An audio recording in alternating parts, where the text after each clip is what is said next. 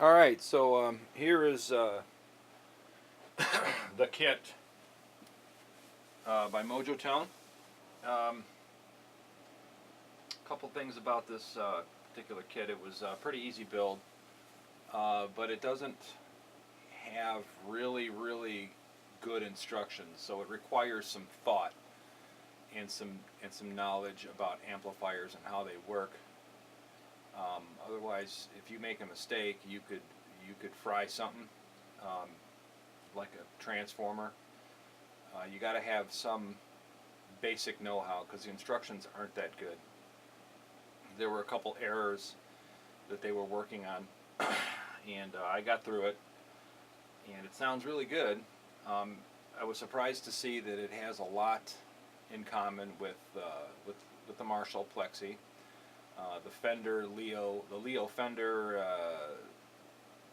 Fender Bassman and the Marshall trilogy kind of comes full circle with these little kits because they're very similar to the Marshall circuitry, and everybody who likes amplifiers and Marshalls and Fenders knows that story. So I really enjoy doing this build, and I guess the most important thing is what's it sound like. Here's an initial. It's a Les Paul. Volume is on the bright channel about 7. Of course, these go to 12. Guitar volume's on 3.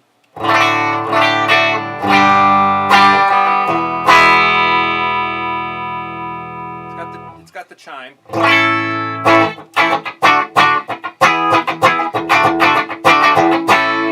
Oh, what I'm playing it through, I'm not playing it through this. I'm playing it through a 4x12 that has, I have it wired oddly. It has greenbacks in it wired by themselves, just 2. The other 2 are really for my bass guitar.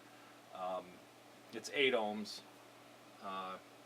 but I'm only playing through 2 greenbacks right now. I did the initial testing with this with 1 speaker and thought, this will probably sound pretty good through greenbacks, which it does. It's a quiet amp. That's normal buzz if you can hear it.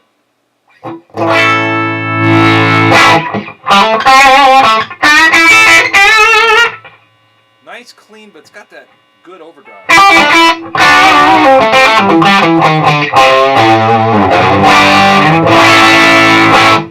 You turn this thing up, and it starts to compress.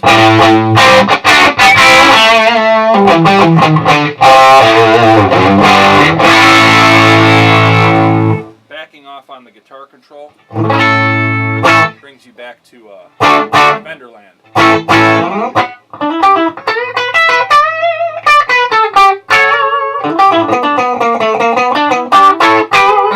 Some fret buzz in there. Really good on the bass response, as you'll hear here.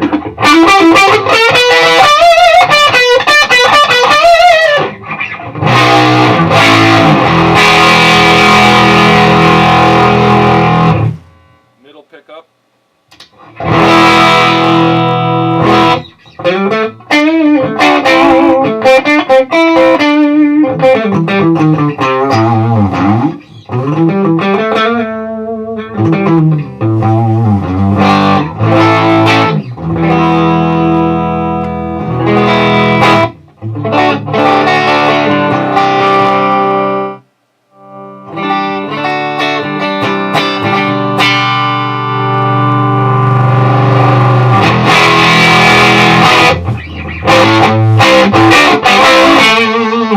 Not bad for a 15-watt amp, actually. It drives those speakers really well. It's got some balls. It actually does. Not as good as the Marshall 100 or 50 watters, but it's moving things in the house. So it's got some stuff going on. Tone-wise, if you back that off, come back down to 7. It gets muddy.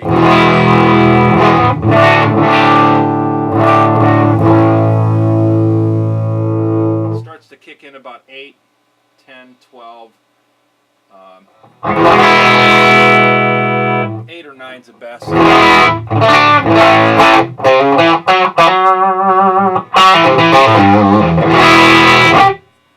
I would suggest to the owner when he gets it home to maybe play around with this cap in here. And that's a 500 picofarad.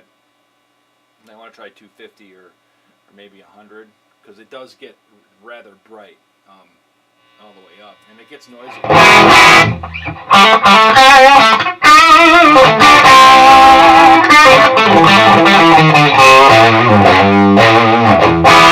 Now I got it working hard because I got it hooked up to 2 speakers. It's really supposed to go to a 135 or 30 watt Jensen speaker, and that'll break up differently and sound differently than the greenbacks that I have wired for 2.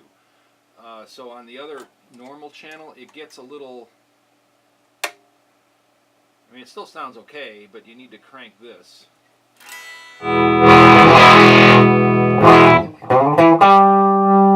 Really subdued.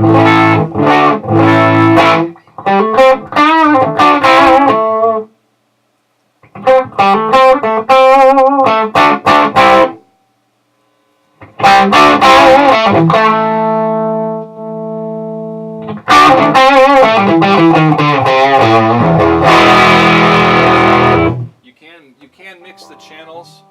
I don't really like it on the normal channel. It's too muddy, even with the tone all the way up. I also did some tube changing around, and I tried a 12AX7 in it, and it's kind of in your face, like real too bright. It sounds good. It sounds like a Marshall with the 12AX7.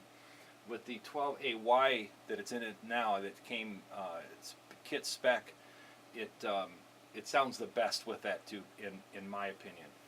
And then the other tube was a 12 I think AT or AU. I'm sorry, AU. That was a real mellow sound, and it brought out a woodiness that I really liked. So if you were to get one of these, definitely try the 12AX7, the 12AU, and the 12AY. You'll get a different sound out of all of them. The 12AU had at nominal volume, like in the middle, 5 somewhere, had a very woody tone, and Joe Bonamassa's tone came to mind with that tube. I would highly suggest that tube. The 12AY is just a little hotter. I don't know if that's true spec-wise, but in sound-wise, it sounded good. And the 12 to me, the 12AX7 was just too much. This little amp has a lot of power for a 15 watt.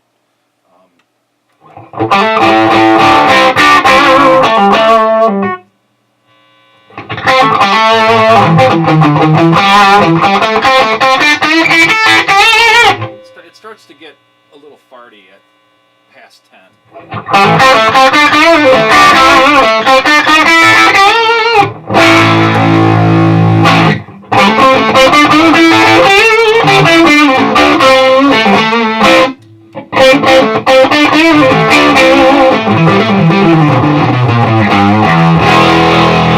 But like I said, I really don't like that channel, so let's.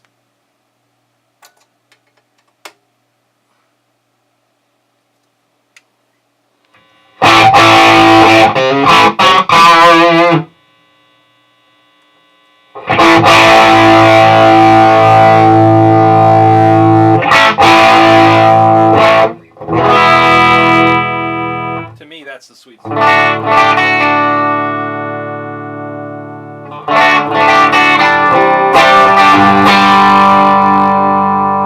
Like I said, you can mix channel. It doesn't do much till you get past 8 or 9. Adds a little bass to it. Back off.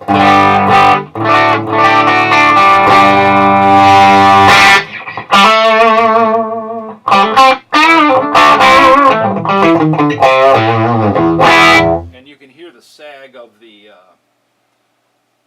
tube rectifier. You can kind of hear that. It's not farty. I wouldn't call it farty. It's like it doesn't catch up. I guess that's what you call it. The diode rectification is much more crystal, if you will. Well, that's it. That's my demo of this amp. I enjoyed building it, and I hope the owner really likes it. he's going to do some tube testing, and I highly suggest doing that so that you get a good feel for all the stuff that this amplifier is capable of. I enjoyed doing the build. Out here, guys.